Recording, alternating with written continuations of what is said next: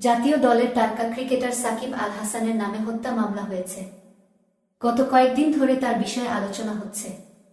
এ অবস্থায় তার ক্রিকেট ক্যারিয়ারের ভবিষ্যৎ কী হবে এ নিয়ে প্রশ্ন উঠেছে।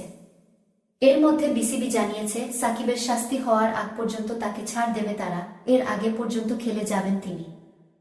বৃহস্পতিবার বিসিবিতে সভাপতি ফারুক আহমেদ জানিয়েছেন, সাকিবের ব্যাপারে চূড়ান্ত সিদ্ধান্ত হবে ভারত সিরিজের পর। এর আগে সাকিব দেশে ফিরবেন না। কাউন্টি ক্রিকেটে তার খেলার ব্যাপারটিও নিশ্চিত করেছেন ফারুক।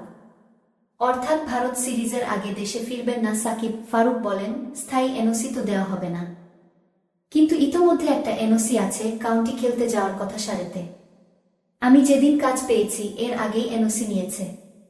এখন হয়তো আসবে না, ভারতের বিপক্ষে সিরিজটা বাইরে থেকে খেলবে, যেহেতু তাকে এনওসি দিয়ে দেওয়া হয়েছে।